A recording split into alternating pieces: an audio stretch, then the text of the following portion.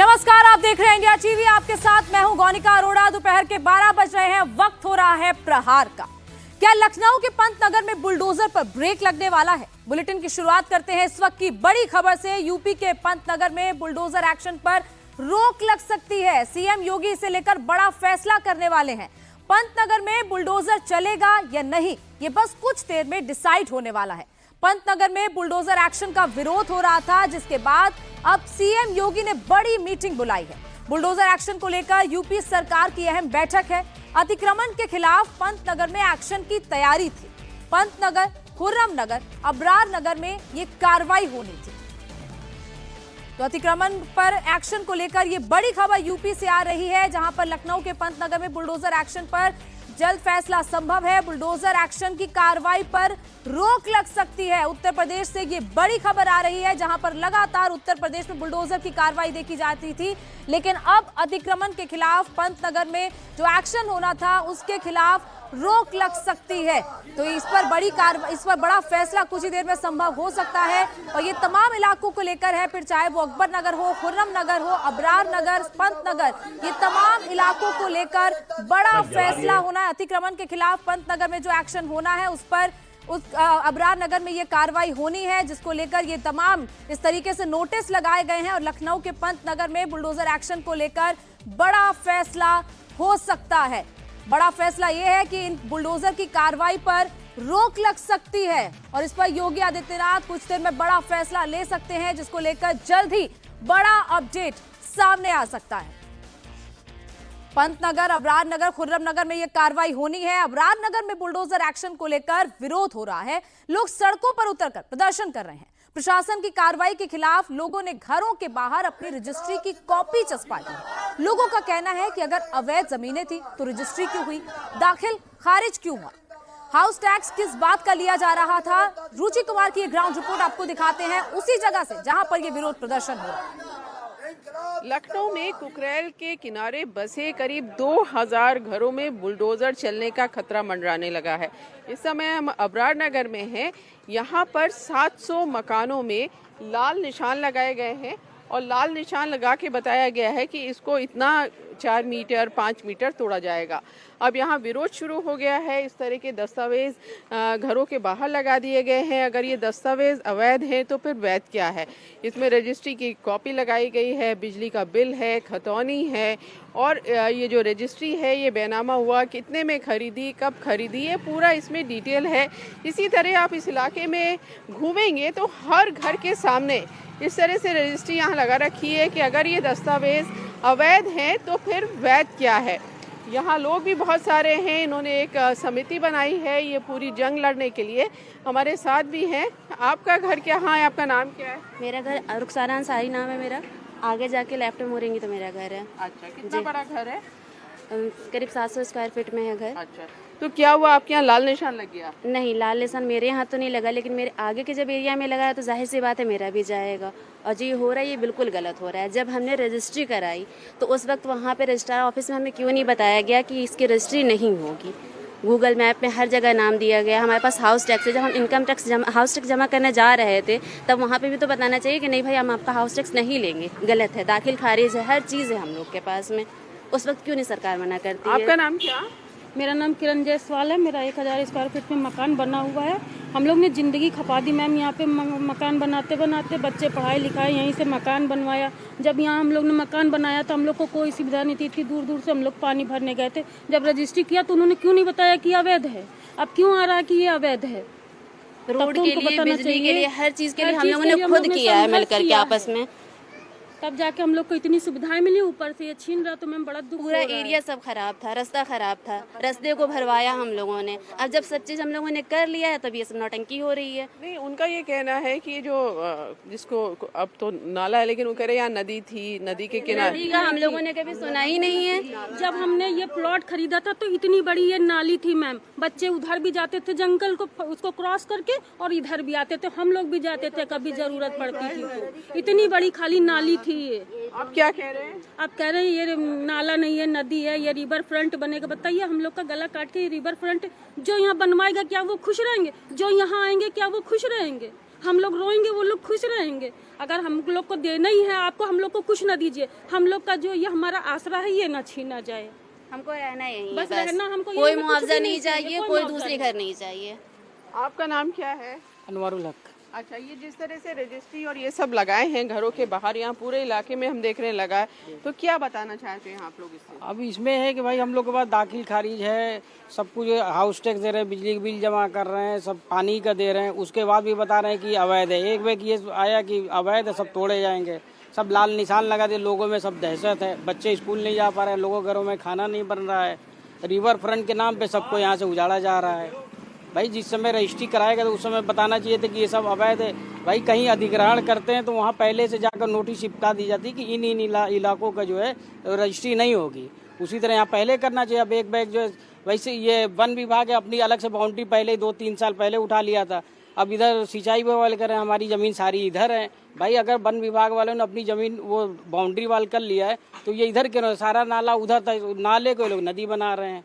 सब तो green belt ये जो घर है हम देख रहे हैं, काफी बड़े बड़े घर भी यहाँ पे बने हुए हैं आपके इलाके में, तो ये क्या पूरा हटाने को कह रहे हैं, क्या कह रहे हैं? यहाँ से बता रहे हैं करीब 55 से लेकर 65 फीट तक नापे, 50 फीट तो जो है ना ये बता रहे हैं जो है रिवर फ्रंट नदी है, उसके बाद जो ग्रीन बेल्ट घोषित कर रहे हैं। तो करीब 175 मीटर तक ये लोग ले जा रहे हैं। बहुत बड़े बड़े घर सब चले जा रहे हैं। अकबर नगर देखा आप लोगों ने? हाँ, अकबर नगर देखा। भाई वहाँ अकबर नगर का जो है मामला कुछ और था और यहाँ का मामला, यहाँ सबके पास कागज है, दाखिल खारिज है। लोग के बहुत से लोग ऐसे हैं जो LDA से प्रूव किया हुआ है, उनके पास नक्शा है, लोन ले रखा उन लोगों ने। लोन भी ले रखा है जी। आप लोग आपका क्या कहना है, क्या नाम है आपका? हमारा नाम रूही है और मेरा यही कहना है कि गवर्नमेंट हमें स्कूल में, कॉलेजेस में हमें ये पढ़ाए कि अवैध और वैध में डिफरेंस क्या है, क्योंकि हम 25 तारीख से अपनी पढ़ाई, अपनी जॉब छोड़ के यहाँ पे बैठे हैं। हमें कुछ नहीं समझ में आ रहा है कि मेरे पिताजी, मेरे घर वाले कहाँ जाएंगे। गवर्नमेंट को उससे पहले ये नहीं पता था कि हमारी ज़मीन इलीगल है। हमने रजिस्ट्री करवाई, हम हाउस टैक्स दे रहे हैं। यहाँ पे देखिए पोल पड़ा हुआ है, ये पोल किस बेस पे आया है? यहाँ पे पोल लगाया गया है, किस बेस पे आया है? डायरेक्ट या इनडायरेक्ट सारे पेमेंट जो होते हैं वो गवर्नमेंट को मिलता है। तो गवर्नमेंट ये कैसे यहाँ पे अलाउ कर दिया पोल लगाना अगर हम इलीगल हैं?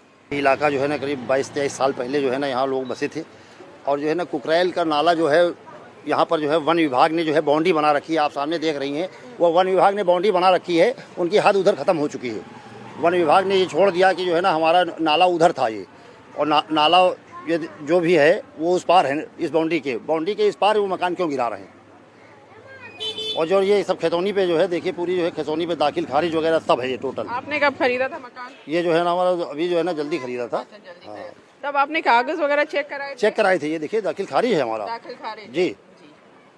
तो ये तकलीफ पूरे इलाके की है। जिस घर में भी आप जाएंगे हर तरफ लोगों के मन में एक दहशत है कि जो उनका आशियाना है, जो बहुत मेहनत से उन्होंने बनाया है, पता नहीं कब उनके हाथ से चला जाएगा। और जैसा आप कह रही हैं कि इन लोगों को पढ़ाया जाना चाहिए स्कूल्स में कि कौन सी ज़मीन सही है, कौन सी ज़मीन गलत है, कौन सी ज़मीन पे अतिक्रमण है, जिससे जब लोग ये मकान अपना बनाए, ज़मीन खरीदे, तो इसकी पड़ताल ज़रूर कर लें। देखिए सवाल तो लाजमी है, क्योंकि लोगों का यही कहना है कि जब मकान अवैध तरीके से बनाए गए तो रजिस्ट्री कैसे हो गई, कैसे वहां पर इलेक्ट्रिसिटी और पानी तमाम सुविधाएं मिल गई। आइए अब आपको बताते हैं कि आखिर लखनऊ में कहां कहां पर बुलडोजर एक्शन पर रोक लग सकती है। ये तमाम इलाके जिनके बारे में हम आपको जानकारी देते हैं, पंत नगर, रहीम नगर, अबरार नगर, खुर्रम नगर, ये वो तमाम इलाके हैं लखनऊ के जिन पर बुलडोजर एक्शन को लेकर नोटिस जारी किया गया था और अब इन पर ब्रेक लग सकता है, क्योंकि जिस तरीके से लगातार लोगों की तरफ से प्रदर्शन किया जा रहा है, सवाल उठाए जा रहे हैं, ऐसे में लखनऊ के ये वो खास इलाके हैं, खुर्रम नगर, अबरार नगर, रहीम नगर और इसके साथ साथ पंत नगर, ये वो 4 इलाके हैं जहां पर बुलडोजर का एक्शन जो होने वाला था वो एक्शन अब थम सकता है। वहीं लखनऊ के पंत नगर में 800 घरों पर बुलडोजर चलना है, जिसको लेकर पूरी प्लानिंग की गई थी कि किस तरीके से ये पूरा बुलडोजर चलना है और इसको लेकर कुकरेल नदी के सौंदर्यीकरण का काम दरअसल होना है, इसका हवाला दिया जा रहा है। मकानों पर बकायदा लाल रंग के निशान लगाए गए हैं और साथ ही साथ नदी के 50 मीटर दायरे से अतिक्रमण को हटाया जाना है, ये कहा जा रहा है प्रशासन की तरफ से। ऐसे में 800 घरों की निशानदेही की गई है, उन पर लाल निशान लगाए गए हैं और बकायदा ये कहा गया है कि जो कुकरेल नदी है, जो इसी इलाके के बिल्कुल पास बहती है, उसका सौंदर्यीकरण का काम होना है और नदी के 50 मीटर के दायरे से ये अतिक्रमण हटाया जाना है और जितने भी घर इस 50 मीटर के दायरे में पड़ेंगे उन सभी घरों को हटाया जाना है। लेकिन अब सिर्फ नजर बनी हुई है उस मीटिंग पर जिस मीटिंग में बड़ा फैसला हो सकता है। आपको बता दें कि यूपी सरकार के मंत्री संजय निषाद ने कल ही योगी सरकार के बुलडोजर एक्शन पर सवाल उठाया था। उन्होंने कहा था कि चुनाव में इसकी वजह से नुकसान हुआ है। बुलडोजर जो है माफियाओं के लिए दहशतगर्द है क्या? ऐसा कोई बड़ा मतलब हमें रोड बनाना है, लेकिन कोई गरीब महिला 90 साल से है, 100 साल से है और वो उसके पास कागज नहीं है और कुछ लोग उसको आपत्ति है और उसको बुलडोजर चला दे जाते हैं, तो जब कोई उस गरीब को उजाड़ेंगे तो हमें उजाड़ेगा ना, राजनीति में उसके रिश्तेदार हमें उजाड़ेंगे। मैं बता रहा हूँ, अभी जौनपुर का मामला है। जौनपुर में एक महिला ने एक यादव प्रधान था, उसके खिलाफ कंप्लेन कर दिया। कंप्लेन में जांच में सही पाया गया उसका कंप्लेन, और उसने क्या किया कि जांच अपनी रुकवा दिया प्रभाव, और महिला के खिलाफ कंप्लेन कर दिया कि तुम्हारा घर बंजर में है। अब पता चला अधिकारियों ने उसे इलेक्शन के समय कहते रह गए और बुलडोजर चला दिया और रो रही थी। तो मेरे कहने का मतलब है, और अपने खुद प्रधान जो है एकड़ में है, तो आप ऐसे कुछ देख सकते हैं कि जिसकी वजह से तो बुलडोजर गरीबों पर चलाने का नुकसान है, नहीं होना चाहिए। और आज के दिन में इसलिए वो मैंने कहा था, और किसी भी माफियाओं पर चलना चाहिए। बड़े बड़े इस तरह से लोग जो लोगों की जमीन हड़पे हैं वो रास्ता खाली करें। और एक बात और है, कभी भी भाई हम कोई विकास तो होना चाहिए, लेकिन कोई 100 साल से है तो उसे पहले हम स्थापित कर लें, फिर उसे भी स्थापित करें। अब एक है कि कानून बना दिया, उसे विस्थापित कर दिया, पैसा दी तो कहाँ जाएगा? तो आज के दिन उसे संतुष्ट करना अधिकारियों का काम है। पहले किसी को भी स्थापित किया जाए, तब विस्थापित किया जाए। तो बुलडोजर एक्शन जो लगातार यूपी सरकार की तरफ से किया जाता था, योगी सरकार जिस नाम से जानी जाती थी, लेकिन अब उसी सरकार में ही विरोध के स्वर भी देखने को मिल रहे हैं। संजय निषाद का बयान आपने सुना, जिन्होंने बुलडोजर एक्शन को गलत ठहराया और उसका विरोध किया है।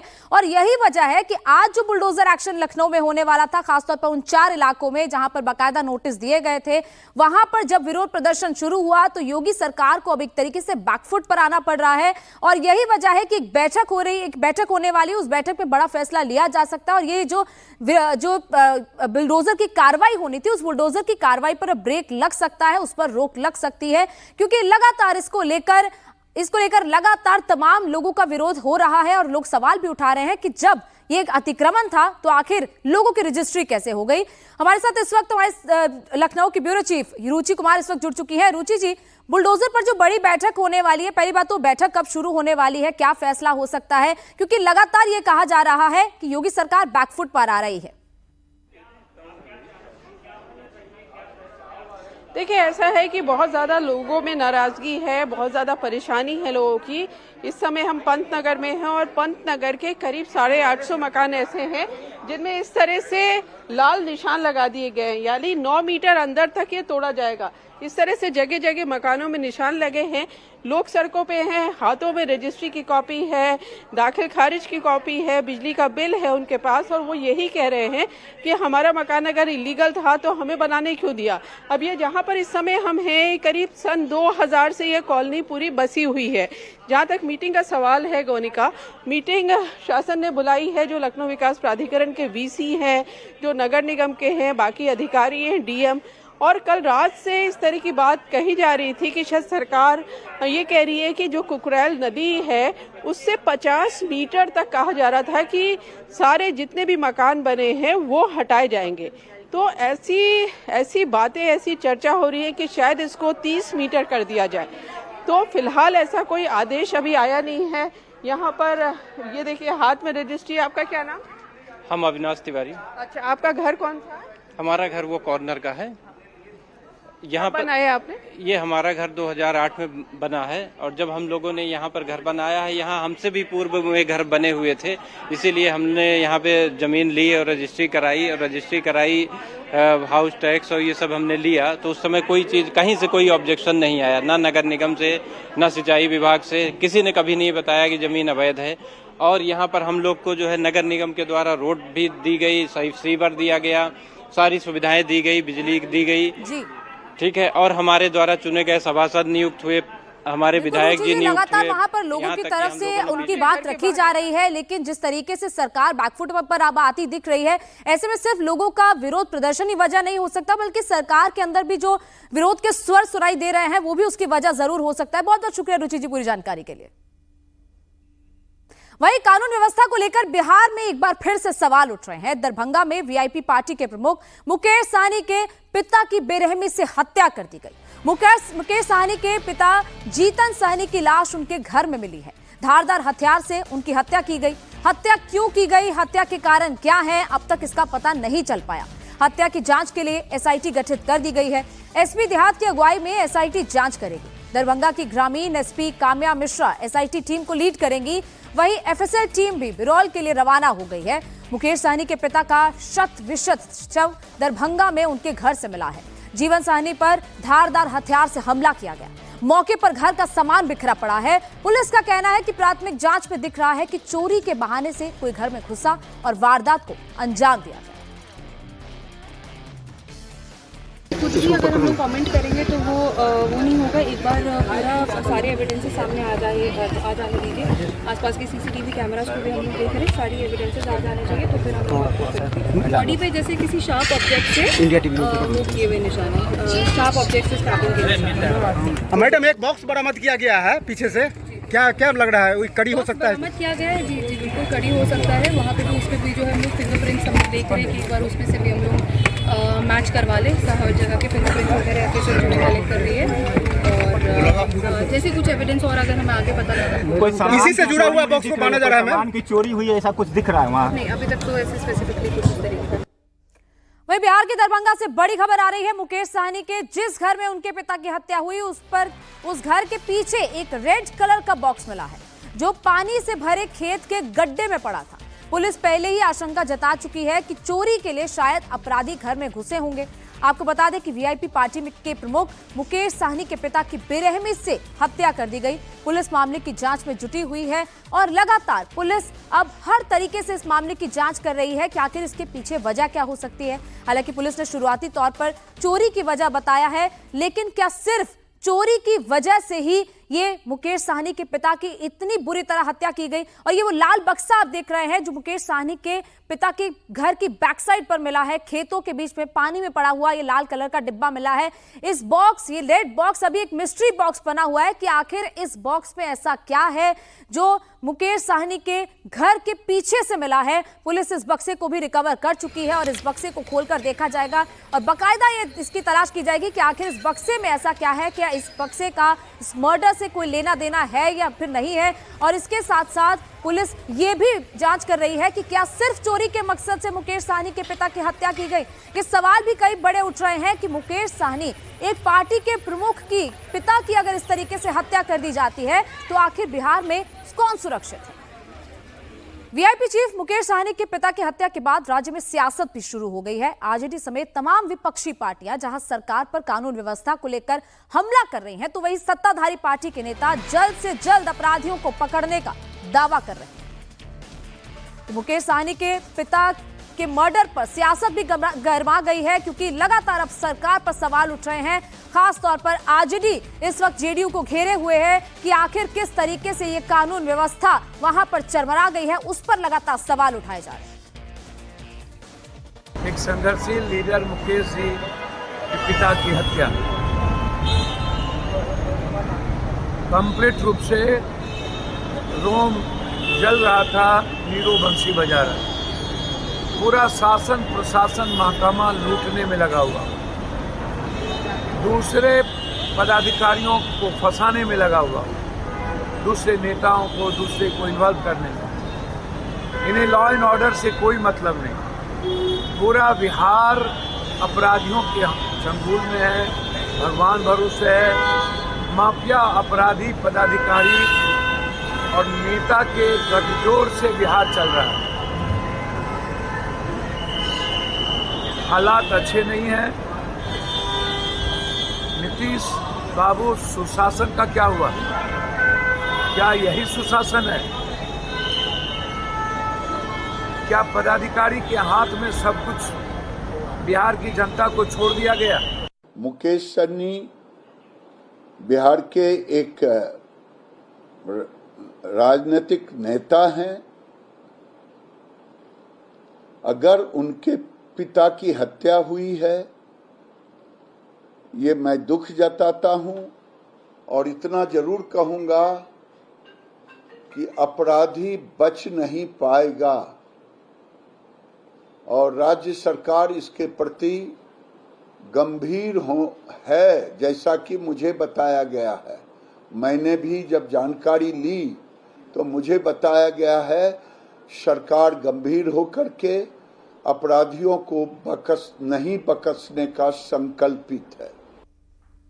तो मुकेश सहनी के पिता के मर्डर को लेकर जहां एक तरफ विपक्ष पूरी तरह सरकार पर हमलावर है, वहीं सरकार अपना बचाव कर रही है, तो बीजेपी के नेता अजय आलोक का कहना है कि सभ्य समाज में अपराध को रोकना मुश्किल है। अमेरिका में ट्रंप पर भी हमला हुआ, सुनिए उनकी पूरी बात। देखिए, हत्या किसी की हो, ये जघन्य अपराध है।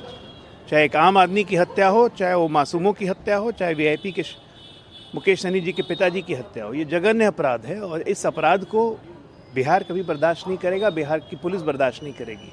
72 घंटों के अंदर इसका उद्बोधन किया जाएगा, इसमें कोई शक नहीं है। सभ्य समाज में अपराध को आप रोक नहीं सकते हैं, चाहे भले कितने सक्षम हो जाएं। उदाहरण तो अमेरिका है, ट्रंप है, उन पे हमला हो गया। अमेरिका से सर्वशक्तिमान तो कोई है नहीं, लेकिन उद्बोधन हुआ, हमलावर को मार गिराया गया। इसको कहते हैं अंकुश। तो राज्य सरकार अंकुश लगाना जानती है, इसलिए बिहार में कानून का शासन कहा जाता है। और मैं आपको कह देता हूं कि इसको गंभीरता से लेते हुए बिहार पुलिस 72 घंटे के अंदर इसका उद्बोधन कर देगी। या जितने अपराधियों तत्वों का मनोबल बढ़ा है वो इसलिए बढ़ा है कि ये लोग कुछ दिन सरकार में रह गए, अब इनका मनोबल तोड़ देंगे। कोई सवाल बिहार के लॉ एंड ऑर्डर पर अल्टरनेट डे ना पूछाओ, ये परिस्थितियां, रिटोरिकल जवाब दिया जाता है। हम ना किसी को बचाते हैं ना किसी को फंसाते हैं, कानून अपना काम करेगा, उद्बोधन जल्दी होगा, क्या फर्क पड़ता है? ये हालात, लॉ एंड ऑर्डर नाम की कोई चीज नहीं है। मुख्यमंत्री जी के नियंत्रण में बिहार है ही नहीं, और जिनके नियंत्रण में है वो स्वयं के नियंत्रण में नहीं है। भुगत कौन रहा? आम शहरी, आम आवाम। आज मुकेश भाई के पिता की निर्मम हत्या हुई कल, ईश्वर उनको संबल दे। माता पिता का साया उठना किसी के लिए भी बहुत मुश्किल होता है, कोप करना, लेकिन हम किससे सवाल पूछें? रिटोरिकल स्टेटमेंट मैं देख रहा हूं सुबह से, कुछ से कुछ बके जा रहे हैं, बोले जा रहे हैं कि ट्रंप को भी वो कमाल की बात है भाई। मतलब शर्म को, हया को कहां छोड़ा है? त्वरित कार्रवाई हो, और बिहार सरकार से अगर नहीं संभल रहा है तो हाथ जोड़ के विनती करता हूं कि मुख्यमंत्री जी कह दें आई क्विट।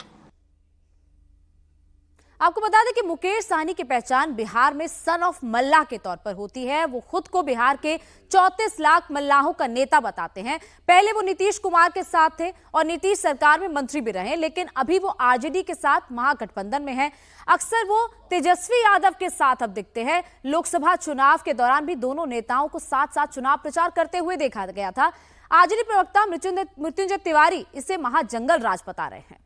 तो पहले आपको यह बता दें कि आखिर मुकेश सहनी की बिहार में क्या पावर है, किस तरीके से वो पॉलिटिकल पार्टी से लगातार जुड़े हुए हैं।